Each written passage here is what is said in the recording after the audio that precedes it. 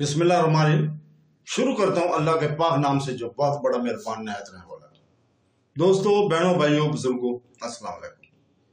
तारीख़ इस्लाम में हज़रत खालिद बिन वलीद की दास्तान जारी है और हम कल जहाँ रुके थे वहीं से शुरू करते हैं।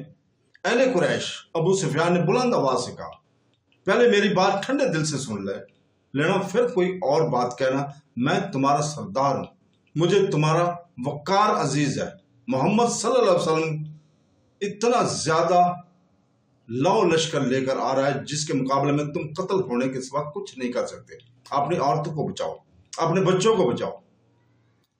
कबूल कर लो इस हकीकत को कि तुम्हारे सर पर आ गई है। तुम्हारे लिए भाग जाने का भी कोई रास्ता नहीं रहा। हमें ये बता, हमारे सरदार, हम क्या करें? लोगों ने हम में से किसी की आवाज आई, मोहम्मद सल्लल्लाहु अलैहि वसल्लम की अताअत कबूल कर लेने के सिवा और कोई रास्ता नहीं। अबू सुफियान ने कहा, खुदा की कसम, मुसलमान हमें फिर भी नहीं बख्शेंगे। एक और आवाज उठी, वो अपने मकतूलों का बदला लेंगे, वो सबसे पहले तुम्हें कत्ल करेंगे। उहुद में तुम्हारी बीवी ने इनकी लाशों को चीरा फाड़ा था। हिंद अलग खड़ी फुनकार रही थी। मैं तुम सब की सलामत की जमानत लेकर आया हूँ। अबू सुफियान ने कहा, मैं मोहम्मद सल्लल्लाहु अलैहि वसल्लम से मिलकर आ रहा हूँ। उन्होंने कहा है कि तुम में से जो मेरे घर आ जाए वो मुसलमानों के जबर और तशद्दुद से महफूज रहेंगे। और क्या मक्का के सब लोग तुम्हारे घर में समा सकते हैं? किसी ने पूछा, नहीं। अबू सुफियान ने कहा, मोहम्मद सल्लल्लाहु अलैहि वसल्लम ने कहा कि जो लोग अपने घरों से बाहर नहीं निकलेंगे और इनके दरवाजे बंद रहेंगे, इन पर भी मुसलमान हाथ नहीं उठाएंगे। और जो लोग खाना काबा, अल्लाह के घर के अंदर चले जाएंगे, इनको भी मुसलमान अपना दोस्त समझेंगे। वो दुश्मन सिर्फ इसे जानेंगे जो हथियार लेकर बाहर आएगा। अबू सुफियान घोड़े से उतर आए और बोले, तुम्हारी सलामती इसी में है, तुम्हारी इज्जत इसी में है कि तुम दोस्तों और भाइयों की तरह इनका इस्तेमाल करो। अबू सुफियान, कुरैश के मशहूर सलार अकरमा ने ललकार कर, हम अपने कबीले के कातलों का इस्तकबाल तलवारों और बर्छियों से करेंगे। हमारे तीर इनका इस्तकबाल मक्का से दूर करेंगे। कुरैश के दूसरे दिलेर और तजर्बाकार सलार सफवान ने कहा, हमें अपने देवताओं की कसम, हम दरवाजे बंद करके अपने घरों में बंद नहीं रहेंगे। हालात को देखो अकरमा। अबू सुफियान ने कहा, होश की बात करो सफवान, वो हम में से हैं। आज खालिद मोहम्मद सल्लल्लाहु अलैहि वसल्लम के साथ जा मिला है तो मत भूल, इसकी बहन फाख्ता तुम्हारी बीवी है। क्या तुम अपनी बीवी के भाई को कत्ल करेगा? क्या तुझे याद नहीं रहा कि मेरी बेटी उम्मे हबीबा मोहम्मद सल्लल्लाहु अलैहि वसल्लम की बीवी है? क्या तू यकीन नहीं करेगा कि मैं अपने कबीला की इज्जत और नामूस की खातिर मदीना गया तो मेरी अपनी बेटी ने मेरी बात सुनने से इनकार कर दिया था। मैं मोहम्मद सल्लल्लाहु अलैहि वसल्लम के घर में चारपाई पर बैठने लगा तो उम्मे हबीबा ने मेरे नीचे से चारपाई पर बिछी हुई चादर खींच ली थी कि इस मुकद्दस चादर पर रसूल पाक सल्लल्लाहु अलैहि वसल्लम का दुश्मन नहीं बैठ सकता। बाप अपनी बेटी का दुश्मन नहीं हो सकता। सफवान, मक्का के लोगों में मकरमा और सफवान और दो तीन और आदमियों के सिवा और किसी की आवाज नहीं सुनाई दे रही थी। मुअर्रिखों ने लिखा है कि कबीला कुरैश की खामोशी ज़ाहिर करती थी कि इन लोगों ने अबू सुफियान का मशवरा कबूल कर लिया। अबू सुफियान के चेहरे पर इत्मीनान का तासर आ गया, मगर इसकी बीवी हिंद जो अलग खड़ी फुनकार रही थी, तेजी से अबू सुफियान की तरफ बढ़ी और इसकी मूछें जो खासी बड़ी थी अपने दोनों हाथों से पकड़ ली। मैं सबसे पहले तुझे कत्ल करूंगी। हिंद ने अबू सुफियान की मूछों जोर जोर से खींचे हुए कहा, बुज़दिल बूढ़े, तूने कबीले की इज्जत खाक में मिला दी। इसने अबू सुफियान की मूछें छोड़कर इसके मुंह पर बड़ी जोर से थप्पड़ मारा और लोगों से मुखातब होकर बोली, तुम लोग इस बूढ़े को कत्ल क्यों नहीं कर देते जो तुम्हें मुसलमानों के हाथों जलीलो ख्वार करने की बातें कर रहा है। मुअर्रिख मुगाजी और इब्न साद लिखते हैं कि हिंद ने अपने खावंद के साथ इतना तौहीन अमेज सलूक किया तो लोगों पर सन्नाटा तारी हो गया। अबू सुफियान जैसे बुत बन गया हो। अकरमा और सफियान इनके दरमियान आ गए। हम लड़ेंगे। हिंद सफवान ने कहा, इसे जाने दे, इस पर मोहम्मद सल्लल्लाहु अलैहि वसल्लम का जादू चल गया। अबू सुफियान खामोश रहे। शाम तक अहले कुरैश दो हिस्सों में बढ़ चुके थे। ज्यादातर लोग लड़ने के हक में नहीं थे, बाकी सब अकरमा صفوان اور ہند کا ساتھ دے رہے تھے۔ شام کے بعد صفوان اپنے گھر گیا، اس کی بیوی جس کا نام فاختہ تھا خالد بن ولید کی بہن تھی، وہ بھی ابو سفیان کی باتیں سن چکی تھی۔ کیا میں نے ٹھیک سنا کہ تم اپنے قبیلے کے سردار کی نافرمانی کر رہے ہو؟ فاختہ نے صفوان سے پوچھا۔ اگر فرما برداری کرتا ہوں تو پورے قبیلے کا وقار تباہ ہوتا ہے، قبیلے کا سردار بزدل ہو جائے تو قبیلے والوں کو بزدل نہیں ہونا چاہیے۔ سردار اپنے قبیلے کے دشمن کو دوست بنا لے تو وہ قبیلے کا دوست نہیں ہو سکتا۔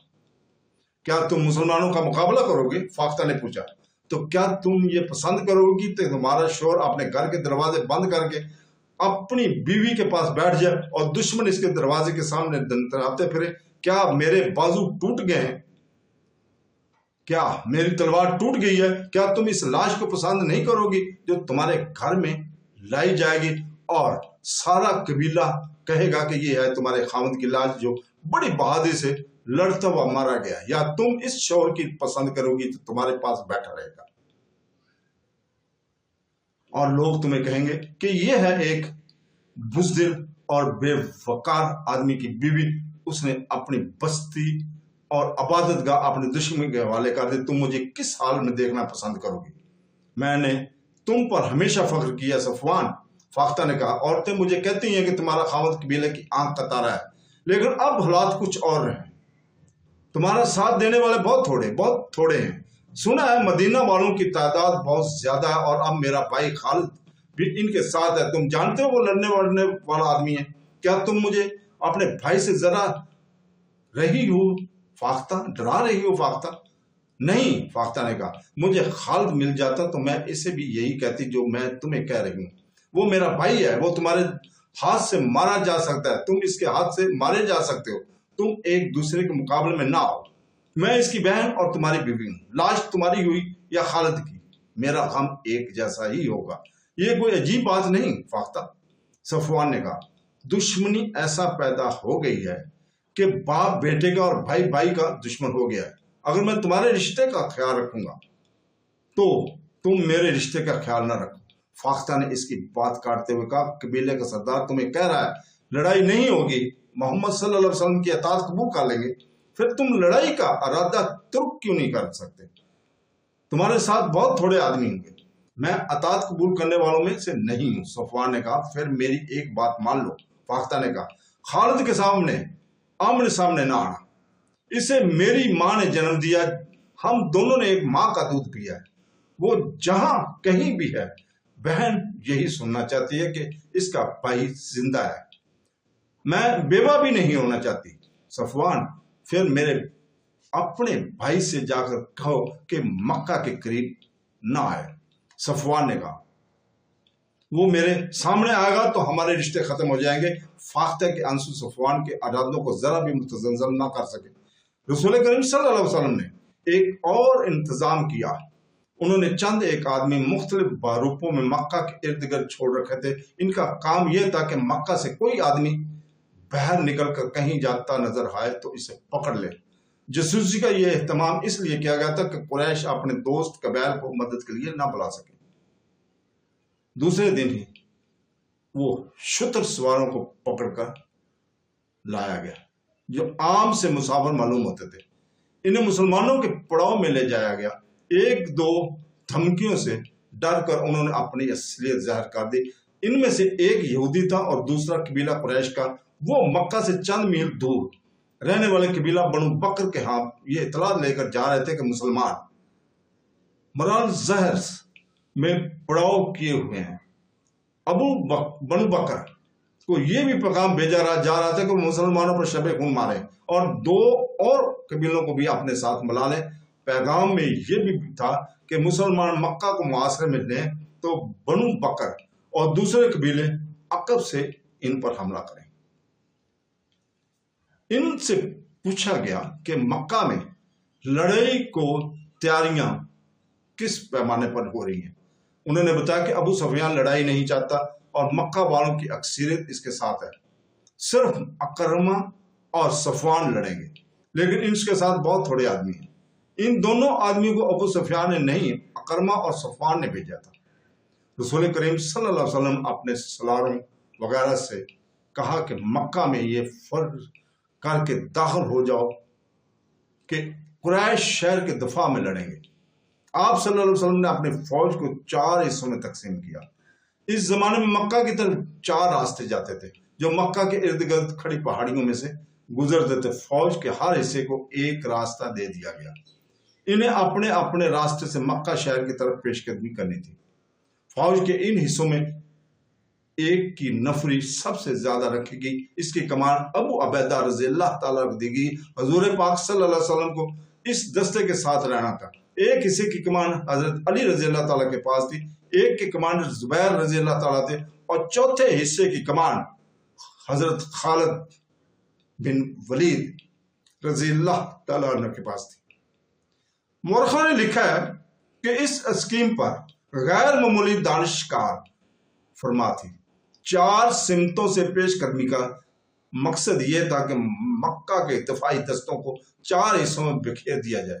اگر وہ مسلمانوں کی پیش قدمی کو کسی ایک یا 2 راستوں پر روک بھی لیں تو دوسرے راستے دستے آگے بڑھ کر شہر میں داخل ہو سکے۔ اس کے علاوہ فوج کی اس تقسیم کا مقصد یہ بھی تھا کہ قریش اگر دفاع میں نہ لڑے تو وہ کسی راستے سے بھاگ بھی نہ سکے۔ رسول پاک صلی اللہ علیہ وسلم نے اس اسکیم کے علاوہ جو احکام دیے وہ یہ تھے کہ قریش دفاع میں نہ لڑے تو ان پر ہاتھ نہ اٹھایا جائے، امن کا جواب پرامن طریقے سے دیا جائے، اگر کہیں جھڑپ ہو جائے تو زخمیوں کو قتل نہ کیا جائے بلکہ اس کی مرکم پٹی کی جائے اور اس کی دیکھ بھال کی جائے۔ لڑنے والوں میں جو پکڑا جائے اس پر تشدد نہ کیا جائے، نہ اسے قتل کیا جائے اور اسے جنگی قیدی بھی نہ سمجھا جائے، اور ان میں سے کوئی بھاگ نکلے تو اسے بھاگ جانے دیا جائے۔ تو دوستو، اس کے ساتھ ہی آج ہم یہیں رکتے ہیں کل تک کے لیے، اور انشاءاللہ تعالیٰ کل یہیں سے شروع کریں گے۔ اللہ تعالیٰ سے دعا کرتے ہیں کہ وہ ہمیں سنتے رسول اور قرآن پاک کی پیروی کرنے کی توفیق عطا فرمائے۔ آمین ثم آمین۔ اللہ حافظ۔